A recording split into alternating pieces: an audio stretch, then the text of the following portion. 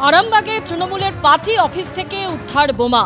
তৃণমূল কাউন্সিলরের ওই অফিস থেকে বোমা উদ্ধার হয়েছে এবং ভোটের ফল ঘোষণার পর থেকেই ওই পার্টি অফিস বন্ধ ছিল। তালা ভেঙে পার্টি অফিসে ঢুকে বোমা উদ্ধার করে কেন্দ্রীয় বাহিনী।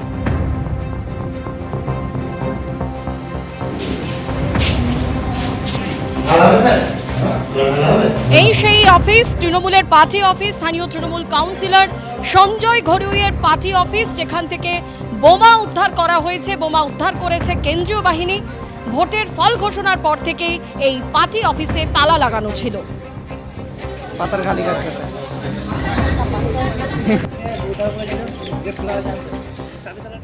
11 নম্বর ওয়ার্ডের পার্টি অফিসে, তৃণমূলের পার্টি অফিসে ওনারা ভেবেছিল সঞ্জয় ঘড়ুইয়ের নেতৃত্বে যেটা যে 2021 সালে যেরকম ভোট পরবর্তী হিংসা করবে, যে বিজেপি সব হেরে গেলে ছেলেদের উপরে হামলা করবে আর করবে, সেই জন্য ওরা বম, পেটো, হেন তেন নানা রকম সরঞ্জাম সব তুলে রেখেছিল।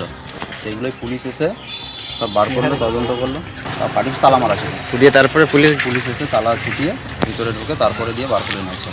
ওনারা ভেবেছিল যে 26 সালের বিধানসভাতে আমরা আবার জিতবো, আবার জনসাধারণের উপরে এবং পার্টির বিজেপি যারা করে, বিরোধী দল যারা করে তাদের উপরে মানে সন্ত্রাস করবে এই পরিকল্পনা নিয়ে ওনারা তো পার্টি সব বম, পেটো যেগুলো সব তুলেছিল। ভোটের রেজাল্টের পর 4 তারিখে 8টায় গ্রাম সময় কিছু দুষ্কৃতী আমাদের পার্টি অফিস ভেঙে দেয়। গেট ফেট একদম খোলা অবস্থা ছিল। তারপর থেকে আমরা কিন্তু কেউ পার্টি অফিসের ধারে পাশে যাই, কোনো কর্মী না, আমি তো যাই।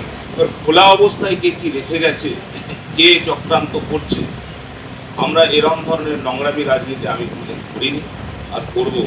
তবে এলাকাবাসীর ওপর আমার ভরসা আস্থা রয়েছে। তারা সকলেই জানে যে পার্টি অফিসের কাজ দিয়ে তৃণমূলের কোনো কর্মী 4 তারিখের পর থেকে দেয়।